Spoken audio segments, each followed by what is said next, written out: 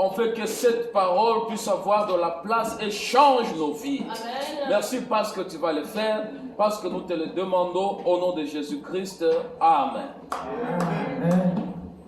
Alléluia. Amen. Je vous remercie. Et surtout, je remercie Dieu qui nous a encore accordé l'occasion de venir à sa présence. Ninamshukuru Mungu na nyinyi pia na kwa sababu Mungu alituwezesha tena kwa pamoja saa hii. Nous allons lire quelques textes bibliques. Tutasoma shahiri mbalimbali katika Biblia. Le premier texte c'est Matthieu 6:33. Tutaanzia kwa Mathayo 6 na versi ya 33. C'est un texte que nous connaissons par cœur. Sisi wote tunaijua kwa ufahamu kabisa. Matthieu 6:33 dit Mathayo 6:33 nasema hivi: cherchez premièrement le royaume de Dieu et toute sa justice, et d'autres choses vous seront données par-dessus tout. Hapo neno la Mungu linasema tafuteni ufalme wa Mungu na haki yake ya kweli, na mambo mengine yote mutazidishiwa. Deuxième texte se trouve en Luc. Na fasi nyingine ni kwa Luka. Luc 9. Luka sura ya 9. Verset 57 à 62. Tutaanzia kwa 57 mpaka 62. Il est écrit: Neno la Mungu linasema hivi: pendant qu'ils étaient en chemin, un homme lui dit: Seigneur, je te suivrai partout où tu iras. Jésus lui répondit: les renards ont des tanières et les oiseaux du ciel ont des nids, mais le Fils de l'homme n'a pas un lieu où il puisse reposer sa tête. Il dit à un autre: suis-moi. Et il répondit: Seigneur, permets-moi d'aller d'abord ensevelir mon Père. Mais Jésus lui dit: laissez les morts ensevelir leurs morts, et toi, va annoncer le royaume de Dieu. Un autre dit: je te suivrai, Seigneur, mais permets-moi d'abord d'aller prendre congé de ceux de ma maison. Jésus lui répondit: quiconque met la main à la charrue et regarde en arrière n'est pas propre au royaume de Dieu. Je voudrais demander à quelqu'un de me lire un troisième texte dans l'Ancien Testament. 1 Roi chapitre 17 verset 8 à 16. Na ninamwomba mtu mwingine aende kusoma kwa Agano la Kale kwa Wafalme wa kwanza 17 verset 8 à 16. 17. Je lis dans le nom du Seigneur. Amen. 8. Alors la parole de l'Éternel lui fit adresser en ces mots: lève-toi, va à Sarepta, qui appartient à Sidon, et demeure là. Voici, j'y ai ordonné à une femme veuve de te nourrir. Il se leva et il alla à Sarepta, comme il arrivait à l'entrée de la ville. Voici, il y avait là une femme veuve qui ramassait des bois. Il l'appela et dit: va me chercher. Je te prie un peu d'eau dans un lac afin que je boive. Et elle alla en chercher. Il l'appela de nouveau et dit: apporte-moi, je te prie, un morceau de pain dans ta main. Et elle répondit: l'Éternel, ton Dieu est vivant. Je n'ai rien de pris. Je n'ai qu'une poignée de farine dans un pot et un peu d'huile dans une cruche. Et voici, je ramasse 2 morceaux de bois. Puis je rentrerai et je préparerai cela pour moi et pour mon fils. Nous mangerons après, quoi nous mourrons. Élie lui dit: ne crains point, rentre, fais comme tu as dit. Seulement prépare-moi d'abord avec cela un petit gâteau. Et tu l'apporteras, tu en feras ensuite pour toi et ton fils. Car ainsi parle l'Éternel, le Dieu d'Israël: la farine qui est dans le pot ne manquera point, et l'huile qui est dans la cruche ne diminuera point. Amen. Jusqu'au jour où l'Éternel fera tomber de la pluie sur la face du sol. Elle appela et elle fit selon la parole de Dieu. Et pendant longtemps, elle eut de quoi manger, elle et sa famille, ainsi bien qu'elle. La farine qui était dans le bol ne manquant point, et l'huile qui était dans la cruche ne diminuant point, selon la parole que Dieu avait prononcée par elle. Amen. Alléluia. Amen. Nous venons de lire 3 textes. Tunatoka kusoma fasi tatu. Et là où tu te poses la question. Na hapo unapoketi unajiuliza maulizo. Cette fois-ci, que va nous dire le pasteur? Sasa leo pasteur anataka kutuambia nini? Mais je voudrais te dire ceci, que ce soir, j'ai quelque chose d'important à te dire. Nataka nikuhakikishia kwamba jioni ya leo nina kitu ya maana nataka kuambia. Et ce que j'ai à te dire, na yale ninayo kwa kuweza kuambia, c'est le message de Dieu pour toi. Ni habari ya Mungu kwako. Tu sais, la vie chrétienne est une vie autre. Maisha ya Ukristo ni maisha mengine. Un chrétien, c'est quelqu'un qui a noué une alliance avec le Seigneur. Mkristo ni yule ambaye aliweza kushikamana na Mungu. Il n'est pas n'importe qui. Mkristo si mtu wa kawaida. C'est quelqu'un qui est sous-tendu par une multiplicité de choix et de priorités. Huyu anachangamana na mambo ambayo yanachaguliwa na kwa hali ya uungu.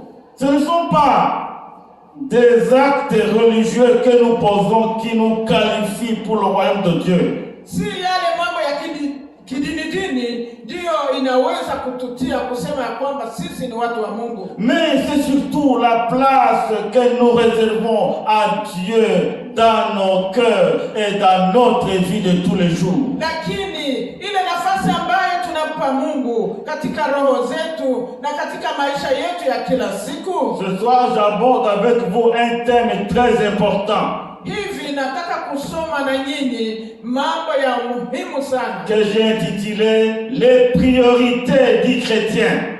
Ile ambayo alipana kiini chake yale ya umuhimu kwa Mkristo. Le chrétien ne marche pas au hasard. Mkristo hatembei kwa wasiwasi. Le chrétien a des priorités. Mkristo anakuwa na yale mambo ya umuhimu. Des priorités divines qui bouillonnent en lui. Yale mambo ya umuhimu ya uungu ya mbinguni ambayo yanachemka ndani yake. Et cette priorité bouscule de fois nos pratiques religieuses stériles. Na hayo kuna mara yanaweza kuharibu yale mengine yote ya kidini na hali yetu ya kawaida. Alors, j'ai relevé 4 priorités du chrétien. Niliweza kutosha maneno ya umuhimu mane katika maisha ya Ukristo. 4 priorités. Maneno ya umuhimu kwa Mkristo. Première priorité. Ya kwanza, Dieu et ses intérêts. Mungu na ile faida yake. Jésus dit, s'adressant aux gens de ce temps, de son temps, il dit, cherchez premièrement. Akasema tafuteni kwanza. Premièrement le royaume de Dieu. Tafuteni kwanza ufalme wa Mungu. Ici je souligne premièrement. Hapa anatia mkazo kwanza. Et dans ta vie chrétienne, quel est ton premièrement? Na katika maisha yako ya Ukristo, nini ndio ya kwanza kwako? Dans tout ce que tu fais, quel est ton premièrement? Katika yale yote unayotenda, kwanza yako ni gani? Dans notre vie de tous les jours, quels sont nos premièrement? Katika maisha yetu ya kila siku, kwanza yangu ni gani? Qu'est-ce que tu envisages en premier lieu dans ta vie? Nini ambayo unatazamia ya kwanza katika maisha yako? Tu penses à qui premièrement? Unamfikiria nani mara ya kwanza? Tu sais celle qui premièrement. Unamhudumia nani wa kwanza? Premièrement. Kwanza. Ça c'est très important. Ni ya maana sana. Jésus dit, Yesu akasema hivi, cherchez premièrement tafuta kwanza le royaume de Dieu. ufalme wa Mungu. Cherchez Dieu. Tafuta kwanza Mungu. Soupirez et soupirez auprès de Dieu. Tuweze kupumua tukiwa na Mungu. Avoir soif de Dieu Kuwa na hamu yake est un défi que nous devons relever à ce 21e siècle. Hii ni changamoto ambayo tunapaswa kufikiria kwa karne hii ya leo. Quelle est ma soif? Quelle est ta soif? Hamu yangu ni gani? Hamu yako ni gani? N'est-ce pas peut-être avoir beaucoup d'argent? Sio ya kusema nipate na fedha nyingi. Beaucoup de personnes ici au Canada, la première chose, Hapa Canada watu wengi kitu cha kwanza acheter une maison. ninachutumia afadhali na mimi ninunue nyumba. Pour beaucoup, acheter une maison, c'est son premièrement. Na kwa wengi ninunue kwanza nyumba ndiyo kitu cha kwanza kwake. Pour d'autres, faire des études, Wengine ninataka nisome kweli. c'est cela qui prime. Ni ile ndiyo inatawala kila kitu. Mais quand tu examines, chacun a quelque chose. Na ukiangalia kila mtu ana kitu fulani fulani.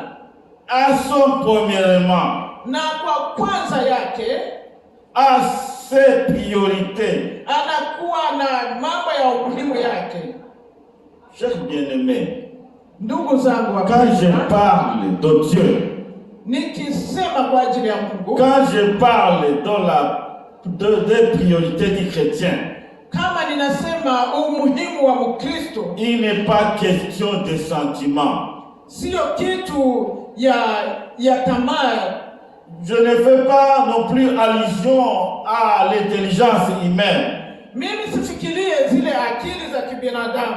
Mais il s'agit d'une relation Lakini ni uhusiano. de notre être intérieur avec la divinité. Ni uhusiano wa utu wetu wa ndani wa kiungu. La soif de Dieu. Ile kiu ya kuwa na Mungu. La soif de Dieu. Kiu ya kuwa na Mungu. Et ça c'est très important. Ina maana sana. Le christianisme est en perte de vitesse. Hii Ukristo wa leo imepoteza kabisa hali yake. Parce que les hommes d'aujourd'hui n'ont plus soif de Dieu. Watu wa leo hawana tena kiu ya Mungu. Nous vivons un christianisme faible, un christianisme de façade. Tunaishi Ukristo ambao ni mbovu kabisa. Nous traversons une période de crise spirituelle. Hapa tunakuwa kabisa na ukiwa kiroho. Parce que les gens, les chrétiens n'ont plus soif de Dieu. Wakristo hawana tena hamu ya Mungu. Là sont des chrétiens qui lisent quotidiennement la Bible. Ni Wakristo ambao wanasoma neno la Mungu ndiyo kila mara. Rares sont des chrétiens qui s'investissent dans des prières. Wengi hawasomi tena neno na wengi hawaombi tena Mungu. Il n'y a pas d'engouement pour les affaires de Dieu. Hakuna tena kiu ya kuweza kututumia maneno ya Mungu. Dans Psaume 42, verset 1 et 2, nous lisons ceci. Na kwa Zaburi 42 tunasoma hivi. Comme une biche soupire après le courant d'eau. Kama vile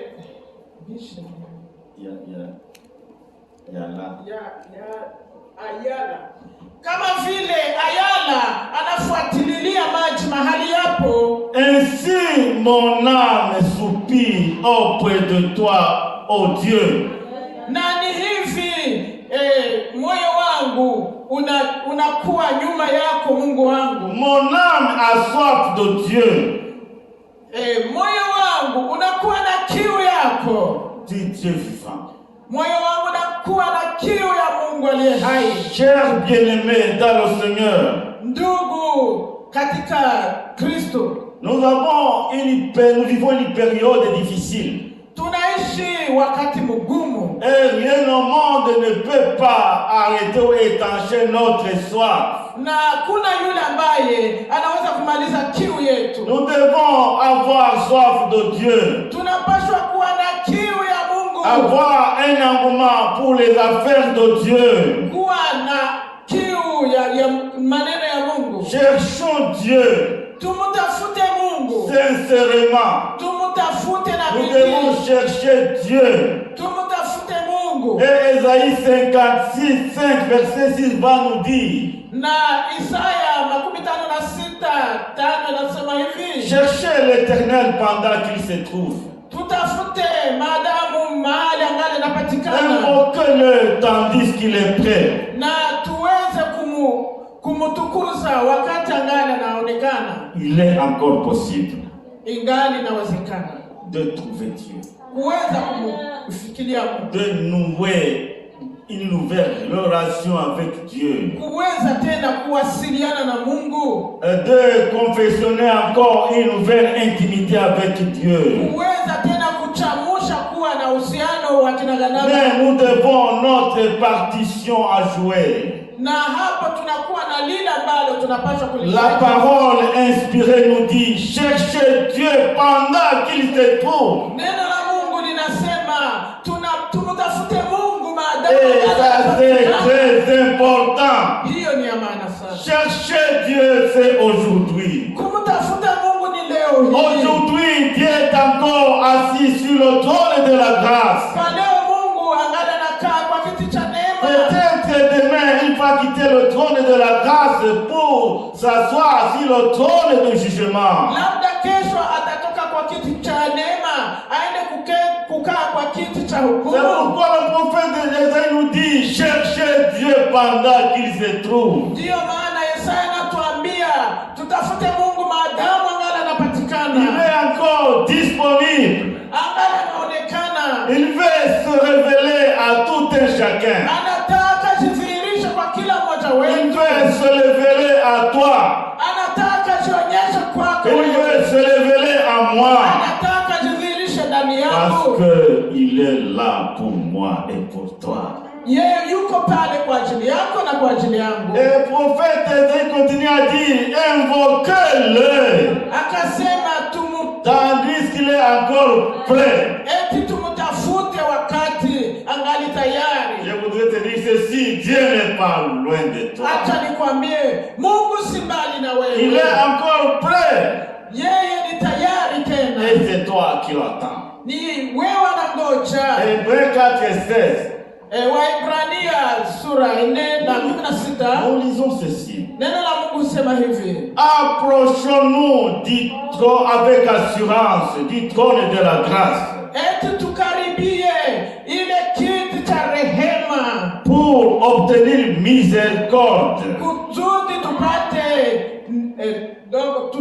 twendee kiti cha neema kusudi tuweze kupata rehema, être secouru dans nos besoins. na kusudi tuweze kusaidiwa katika mahitaji yetu. Et dans Jérémie 29:13, Na Yeremia 29:13 la neno parole de Dieu nous dit, neno la Mungu husema hivi, vous me chercherez et vous me trouverez si vous me cherchez de tout votre cœur. mutanitafuta na munipate, kwani mumenitafuta na roho yenu yote. Cherchez Dieu de tout son cœur. Tumtafute Mungu na mioyo yetu Nous avons yote. ici une promesse. Hapa tunakuwa na ahadi. C'est Dieu lui-même qui nous dit, Ni Mungu mwenyewe anatuambia, vous me chercherez et vous me trouverez si vous me cherchez de tout votre cœur. eti mutanitafuta na kunipata, kwa maana mumenitafuta na moyo wenu wote. Alléluia. Amen. Comment sommes-nous en train de chercher l'Éternel aujourd'hui? Namna gani leo tunamtafuta huyu Mungu? Est-ce que nous cherchons Dieu de tout notre cœur? Je, tunamtafuta na moyo wetu wote? Est-ce que nous n'avons pas des cœurs partagés? Je, hatuna roho zenye kuchanganyikiwa? Sachons aujourd'hui Tujue hivi leo que Dieu n'aime pas les gens au cœur partagé. Mungu hafurahie wale ambayo wanakuwa na nia mbili na roho mbili. Dieu ne peut jamais collaborer avec quelqu'un qui a un cœur partagé. Mungu hawezi kuchangia na yule ambaye anakuwa na moyo yenye kuchanganyikiwa. Sommes-nous en train de chercher réellement Dieu? Je, tunamtafuta Mungu kwa kweli? Quels sont les actes que nous posons dans cette perspective? Na tunayatenda matendo gani hapo? Quelle place occupe-t-il dans notre vie quotidienne? Huyu Mungu anakuwa na nafasi gani katika maisha yetu ya kila siku? Cherchez premièrement. Tutafute kwanza. Premièrement, c'est un mot très important. Tutafute kwanza ni neno la maana sana ambalo lina mafaa sana. C'est un mot qui nous introduit directement dans le lieu saint.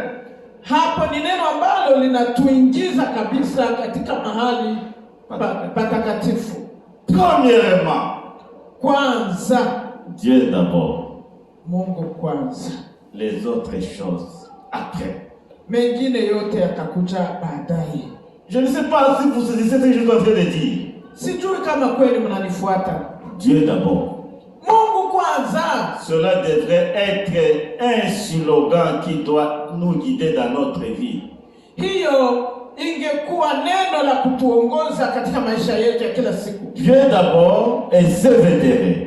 Mungu kwanza na faida zake. C'est la première priorité. Hiyo ndiyo umuhimu wa kwanza. Et cette priorité est importante. Na hiyo umuhimu ni ya maana sana. Si tous les chrétiens du monde donnaient à Dieu la première place, kama Wakristo ulimwenguni wangempa Mungu nafasi ya kwanza, leur vie allait constituer une bombe qui allait exploser, non pas pour détruire le monde, mais pour sauver le monde. Maisha ya huyu yangeweza kutengeneza bomu ambayo ingeangukia dunia, kwa si kwa kuiharibu, lakini ni kwa kuitengeneza. Alléluia. Amen. Si nous voulons que notre monde soit guéri, kama tunataka dunia hii ipone, cherchons d'abord Dieu.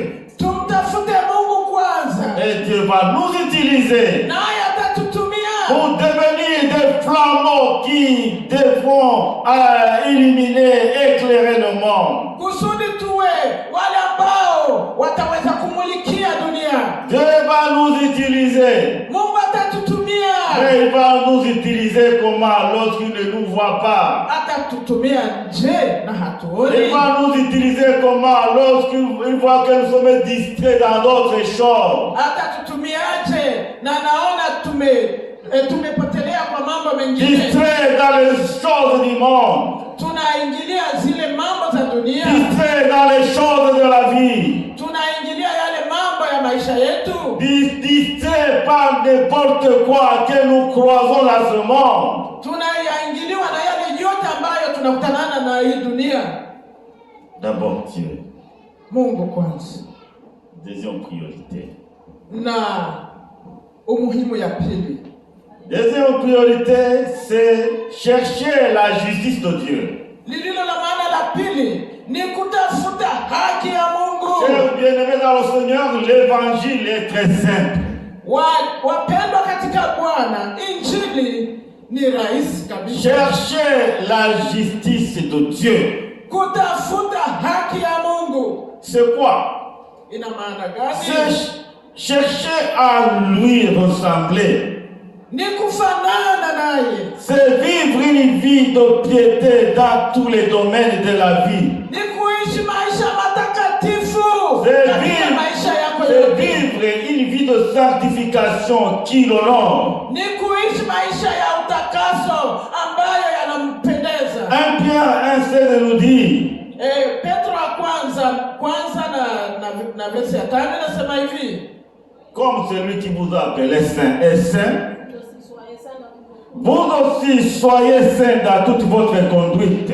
Kwa maana yule aliyewaita ni mtakatifu, nanyi iweni watakatifu katika hatua zenu zote. Cette perspective Ni katika hali hiyo que nous pouvons devenir des amis d'un Dieu saint. ni kwa sababu hiyo tutakuwa rafiki wa Mungu mtakatifu. Alors la parole de Dieu nous conseille encore une fois. Na neno la Mungu likatushauri tena Dans Jacques chapitre 4 verset 8.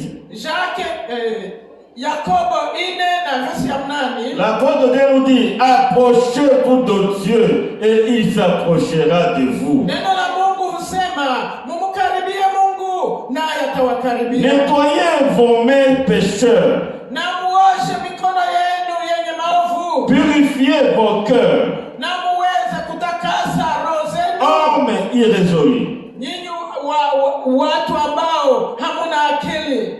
Approchez-vous de Dieu. Mukaribieni Mungu. Approchons-nous de Dieu. Tumukaribie Mungu jamani. Et on ne s'approche pas de Dieu n'importe comment. Na hatuwezi kumkaribia Mungu C'est jinsi pourquoi tutakavyo. l'apôtre Jacques nous dit, Ndio maana Yakobo anasema nettoyez vos mains pécheurs. eti tuyaoshe mikono yetu sisi wenye dhambi. Ici, les mains symbolisent nos comportements. Hii mikono inaonyesha sababu zetu. Les mains symbolisent nos mauvaises actions. Hii mikono ni mfano ya matendo yetu. La parole demande de purifier nos mains. Na neno la Mungu linasema tuweze kutakasa, kusafisha mikono yetu. Pas seulement les mains, mais purifier aussi les cœurs. Si mikono tu, lakini na roho zetu. Nous devons purifier nos cœurs.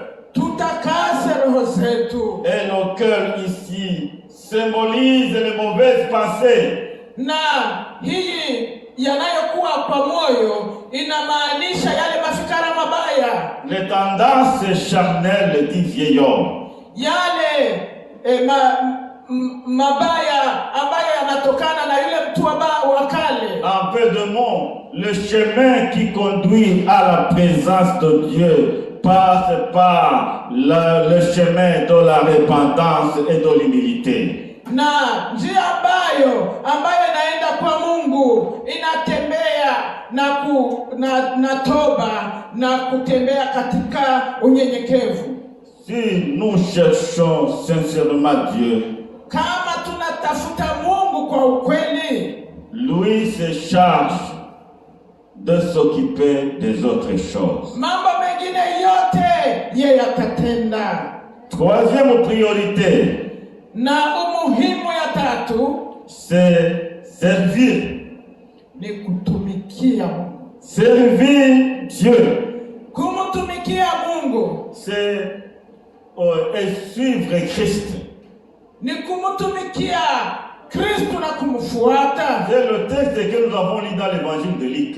Ni hii tuliweza kusoma kwa Luka.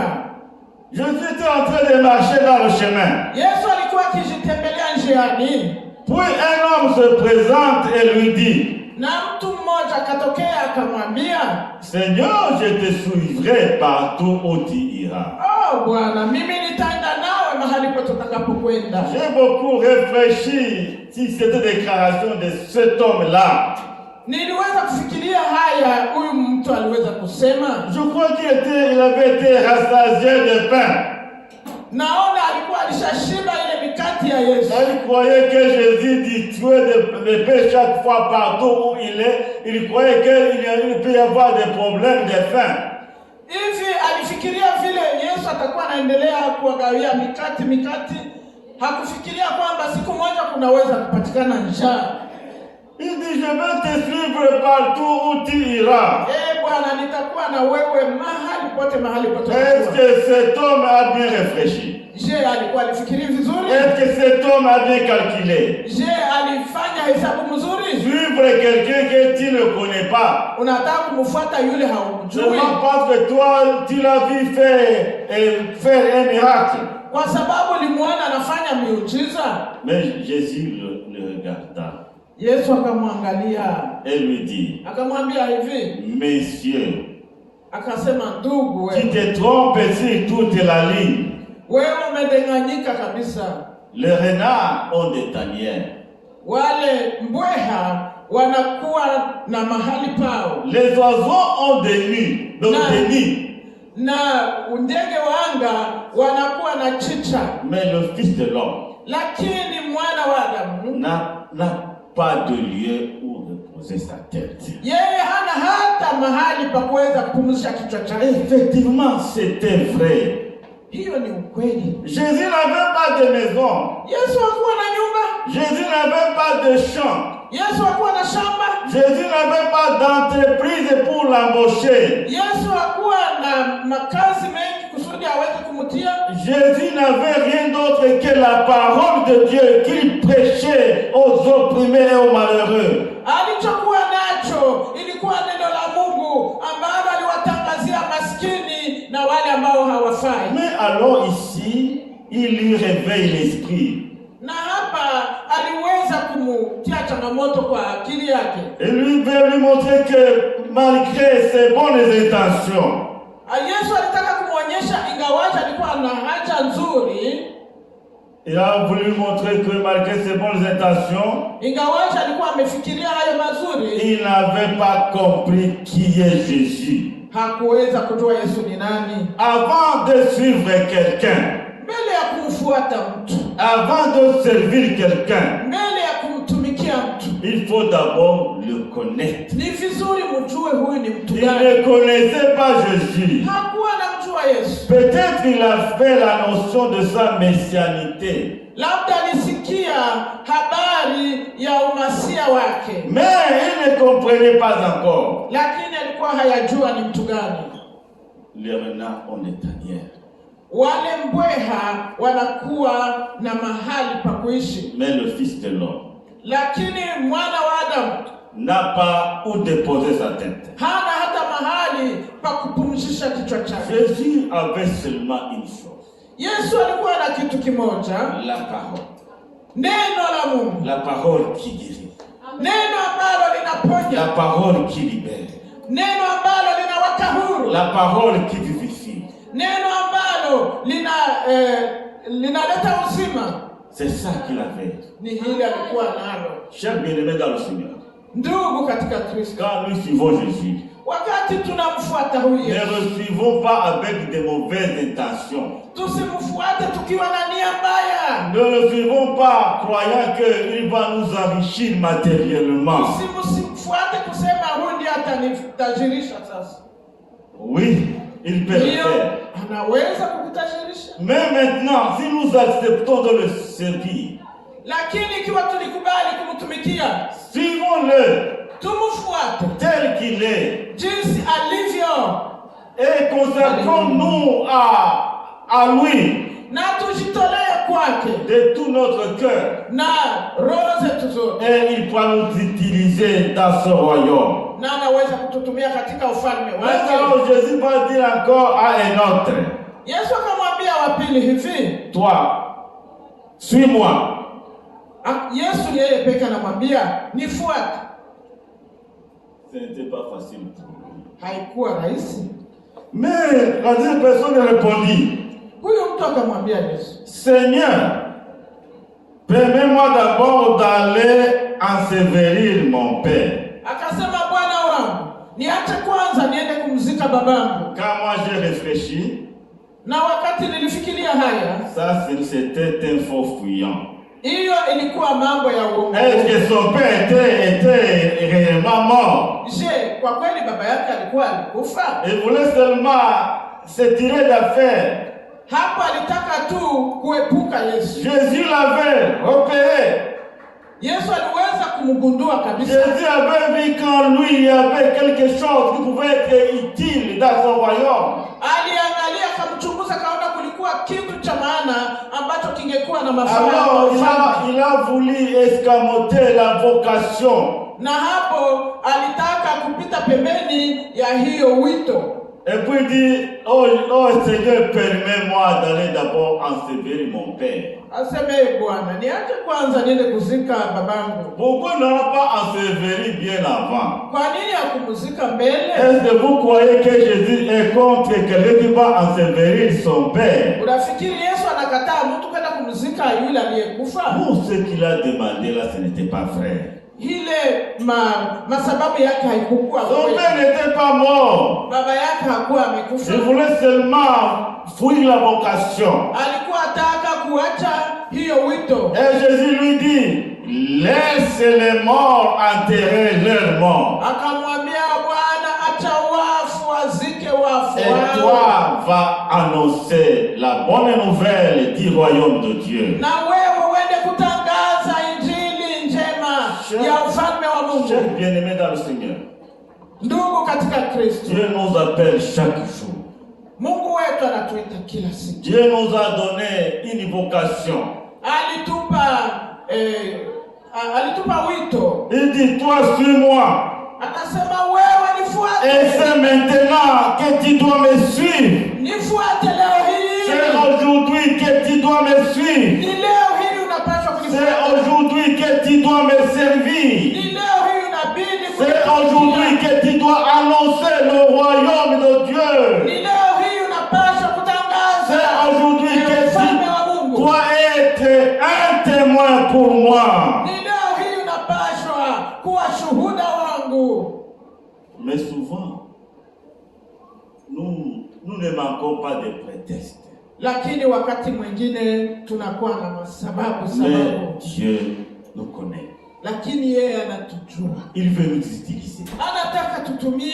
veut t'utiliser. Anataka kutumia Il ndugu. t'a repéré, il te connaît. Anakujua na Il kufahamu. connaît tes capacités et tes aptitudes. Anajua nguvu nazo, anajua na udhaifu wako. Mais il dit, toi maintenant, viens sur moi. Na anakuambia njoo sasa nifuate. Et tu es prêt de suivre Jésus dans le chemin de la consécration. Na hapo unakuwa na woga wa kufuata Yesu katika ile njia ya kusema muwe pamoja. Sommes-nous prêts à suivre Jésus et à annoncer dans le monde entier la bonne nouvelle du royaume de Dieu? Je, tuko tayari kumfuata Yesu na kwenda kutangaza injili ya Yesu katika dunia nzima? Ou bien nous avons encore d'autres chats à fouetter, nous avons encore d'autres projets. Au tungali na ingine sababu tungali na zingine majukumu. Jésus te dit ce soir, Yesu anasema hivi jioni ya leo, toi, suis-moi. Wewe nifuate. Abandonne tout ce sur quoi tu t'es attaché. Achana na yale yote ambayo amekufunga sasa. Jésus avait rencontré encore une autre personne, le jeune homme riche. Akamkutanana na yule kijana tajiri. Le jeune homme riche était très religieux. Alikuwa kabisa mtu wa dini. Il pratiquait des œuvres religieuses. Alikuwa akiyatenda matendo ya dini. Et il a essayé de le démontrer devant Jésus. Na akataka aonyeshe Yesu ya kwamba yeye ni mtu wa dini kabisa. Alors Jésus lui a dit, Yesu akamwambia, c'est bon, tu as tout fait. Ndio ulifanya yote. Maintenant, il te reste une chose. Lakini unakosewa na neno moja tu. Va vendre tout ce que tu as. Uende kuuza yale yote na kuwa nayo. Elle va distribuer ça, le produit va distribuer aux faibles. Na hapo uende kuwagawia wa maskini.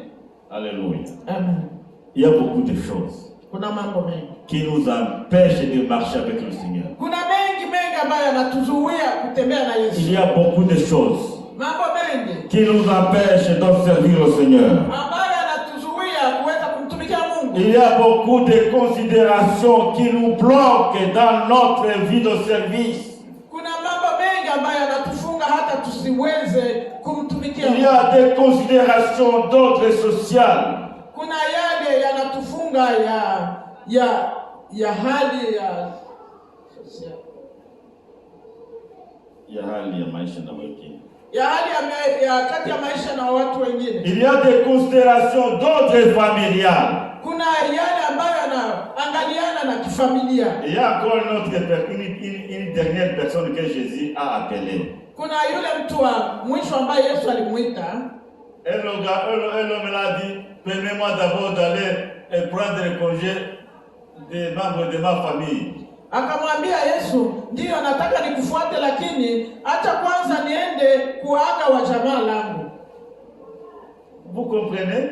Mnasikia hii? Il savait bien que sa femme n'allait pas accepter. Alijua kwamba Sa femme n'allait pas accepter qu'il suive Jésus. alijua kwamba mke wake hata mkubalia kufuata Yesu. Il savait que ses enfants ne vont pas accepter. Alijua watoto watasema hii ni nini? Mais il dit, permets-moi d'abord. Anasema niruhusu kwanza. Pour lui, d'abord c'était sa famille. Na akaona kwanza ni jamaa lake kwanza. Quel intérêt y avait-il d'aller d'abord prendre le congé de sa famille? Kulikuwa faida gani kwanza kwenda kuaga wa jamaa lake? Parce que Jésus ne l'avait pas obligé d'abandonner sa famille. Hapo Yesu alimuita, lakini hakumwambia achana na jamaa. Chers bien-aimés dans le Seigneur, wapendwa katika Yesu, il y a beaucoup de choses qui nous bloquent dans le service et dans le ministère. Kuna mengi ambayo yanatufunga hata tusiweze kumtumikia Mungu. Mais les gardons très loin. Tuangalie mbali sana. Toutes ces choses qui nous bloquent. Yale yote ambayo yanatufunga. Toutes ces choses qui nous empêchent de nous consacrer au Seigneur. Yale yote ambayo yanatukataza kuweza kuambatana na Bwana. Ce sont des choses qui vont rester ici-bas. Hayo yote yatabaki hapa chini duniani. Ce sont des choses qui n'ont pas de valeur en tant que telles. Ni mambo ambayo hayana mafaa. Mais servir Dieu, suivre Jésus dans le chemin de la consécration a un grand intérêt ici-bas même dans l'éternité. Lakini kumfuata Yesu, kutumikia Mungu ina maana sana na itakuwa kwa maisha yetu ya uzima wa milele. Première priorité. Neno la kwanza la maana, Dieu et ses intérêts. Mungu na faida zake. Deuxième priorité. La maana la pili, Chercher la justice de Dieu. Kutafuta ufalme wa Mungu. Troisième priorité. La tatu, Servir le Seigneur. Kumtumikia Bwana. Quelles que soient les situations. Ingawaje mambo mengi yote. Jésus nous appelle chaque jour. Yesu anatuita kila siku. Jésus nous appelle le matin, à midi et le soir. Anatuita asubuhi, mchana na jioni. Sommes-nous prêts à lui servir? Je, tuko tayari kumtumikia? Quatrième priorité. Na umuhimu wa nne, Je veux bien terminer. ninaenda kumalizia. Se trouve dans le dernier texte de l'Ancien Testament. Inaonekana katika kitabu cha Agano la Kale. Quatrième priorité, c'est soutenir les serviteurs de Dieu dans leurs besoins. Hiyo ya nne ni kuweza kusaidia watumishi wa Mungu katika haja zao. Ne dis pas, moi je suis pauvre, je n'ai pas grand-chose. Mimi ni maskini, unaona haya sina mambo mengi. Mais tu as un ministère. Lakini unakuwa na kazi. Dieu t'a donné le ministère de soutenir les serviteurs de Dieu et l'œuvre de Dieu.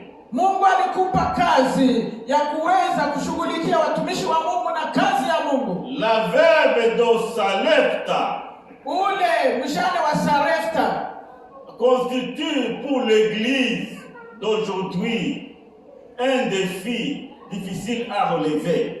ni mfano mkubwa sana kwa kanisa la leo kuweza kulitenda. Après avoir prié que la pluie s'arrête en Israël,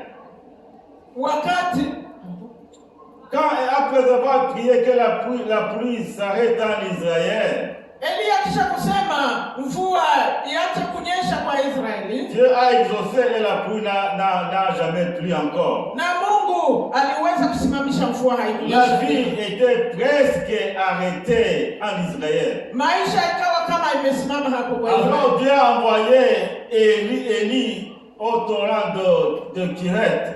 Na ndio maana Mungu akamtuma Elia hapo kwa Kereti. Et là, il pouvait trouver de l'eau à boire. Na hapo angeweza kupata maji ya Et kunywa. c'est là que Dieu allait utiliser les corbeaux pour lui nourrir, pour lui donner du pain et de la viande. Na hapo ndipo aliweza kutumia kunguru amletee nyama. Mais comme la sécheresse perdurait, lakini kwa sababu ukame ulikuwa mrefu, un jour Élie s'est retrouvé devant un torrent desséché. na kisha Elia akakutanika mbele ya ile ziwa ya maji ambayo imekauka. Et il me semble qu'à partir de ce jour, les corbeaux n'ont plus amené ni pain ni viande. Na anafikiria kwamba kunguru hakuweza tena kuleta mkate au nyama. Élie s'est retrouvé dans une situation difficile. Na Elia akakutanika katika shida kweli. Je ne sais pas combien de prières il a prié. Sijue aliomba maombi gani. Probablement qu'il a prié. Labda aliomba hivi. Probablement qu'il a prié. Aliomba. Et Dieu lui a dit maintenant, lève-toi et va à ce lève-toi. Na Mungu akamjibu akamwambia, sasa hivi ondoka sasa uende huko Et Sarepta. là, à ce lève-toi, j'ai déjà préparé une verbe qui va s'occuper de toi, qui va te nourrir. Na hivi niliweza kumwandaa mjane ambao atakushughulikia. Mais ce qui est déconcertant, Kitu ambacho kinasababisha hapa, c'est que cette veuve aussi n'avait plus rien. huyu mama naye hakuwa tena na chochote. Ali arrive aux portes de la ville. Na Elia akafika kwa malango ya mji. Il rencontre une femme Anakutanana na huyu mama. qui ramassait du bois. Alikuwa anajilogotea tukuni. Et il dit à la femme, donnez-moi de l'eau s'il vous plaît. Akasema nipe maji ninywe mama. La femme lui a donné de l'eau. Na wakati anaenda kumtafutia maji, Alors il dit maintenant, va me préparer un petit gâteau. akasema wende kuniandalia kamkati kadogo. Alors le prophète, la femme s'est retrouvée devant un dilemme. Na huyu mama akachanganikiwa sasa. Et la femme a dit, voilà, il ne me reste qu'une poignée de farine et un peu d'huile. Mama akasema kuna nibakilia kofi moja ya unga na tumafuta tudogo. Un poignet de farine. Donc Un poignet de farine, c'est ça. Un poignet de farine. poignet ni hivi sivyo? Et vous, nos mamans qui avez l'habitude de préparer la pâte, une poignée de farine peut faire quoi? Na wamama nyinyi ambao wanatengeneza unga kweli, hii unga ya pata hivi naweza kufanya kitu gani? Il avait une poignée de farine et un peu d'huile. Hii inaweza, alikuwa na hiyo tu mafuta kidogo. Et il cherchait un morceau de bois pour aller préparer ça, afin qu'elle puisse manger avec son fils, et puis après, et puis pour attendre la mort. Alikuwa anangojea aende kutengeneza hako kaunga kadogo, alafu yeye na mtoto wake wakule, wakishakula wajikufie. Mais Élie aussi avait très faim. Na Elia mtumishi wa Mungu naye alikuwa na njaa kabisa. Il avait bien dit d'abord, prépare-moi d'abord, ne crains rien, prépare-moi d'abord.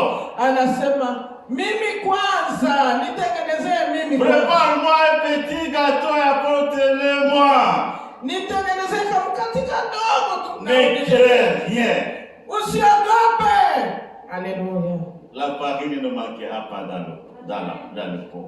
Na hiyo unga haitaisha katika gala yake. Et l'huile ne se videra pas. Na mafuta hayatakauka kamwe. Chers bien-aimés dans le Seigneur, Ndugu katika Kristo, nous avons ici un secret.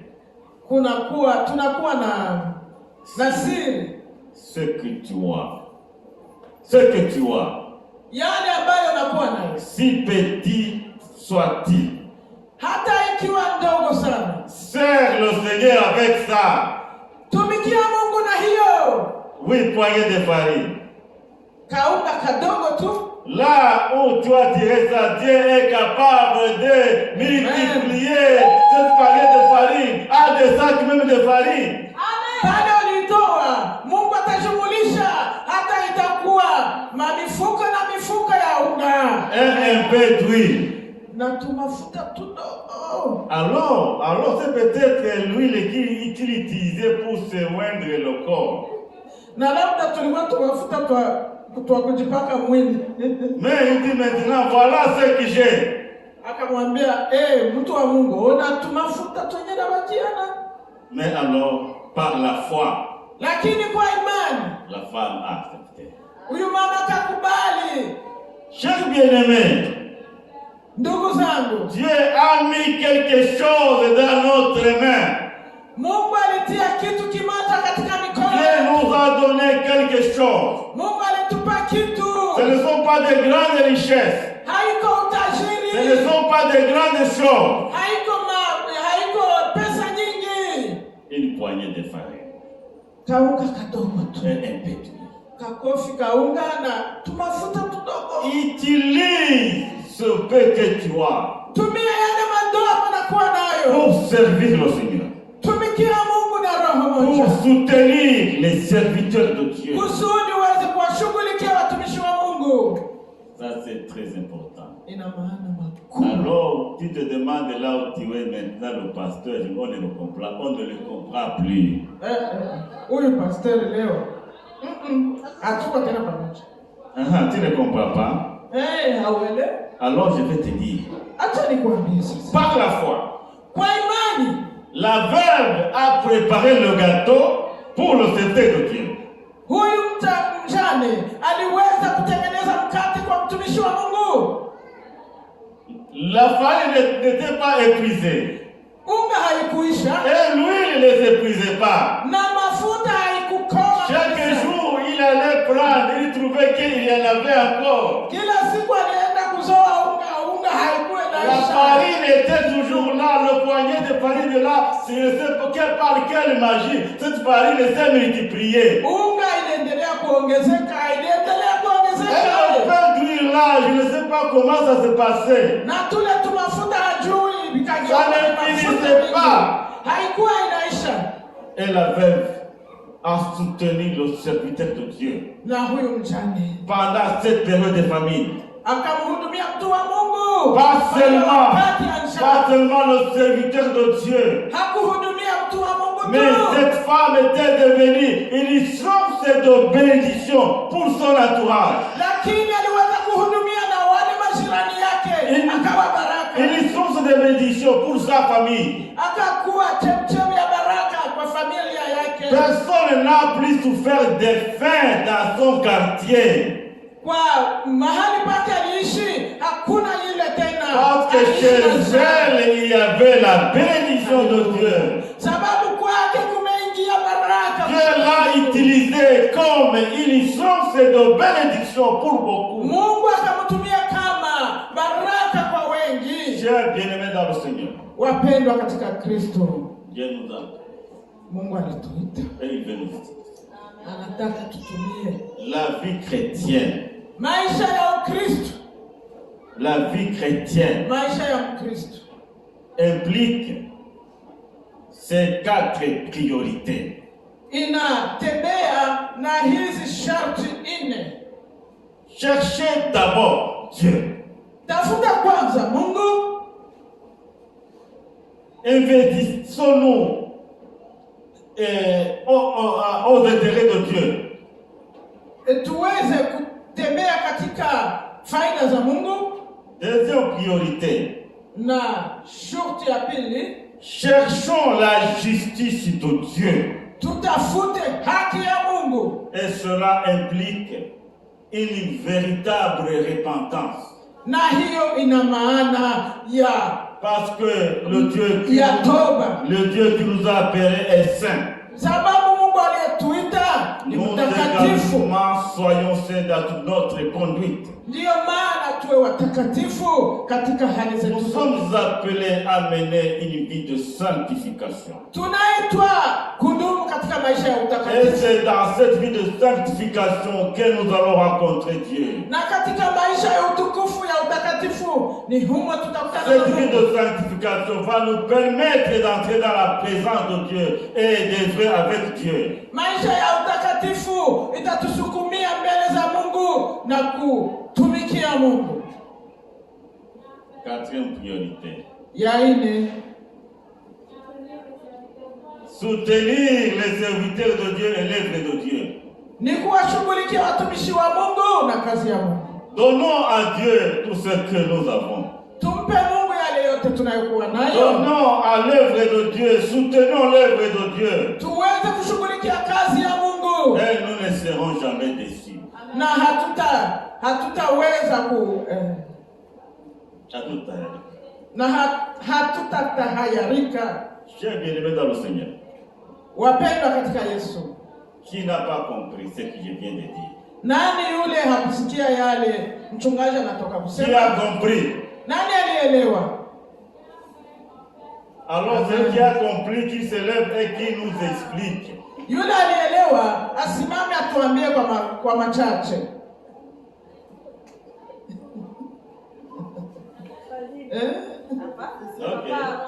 Okay.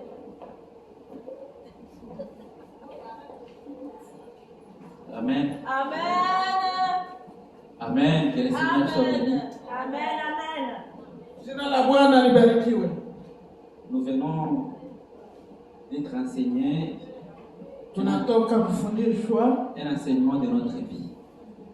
mafundisho ya maisha yetu. L'enseignement qui nous donne des principes, de piliers pour un chrétien. Mafundisho ambayo yanatupa msingi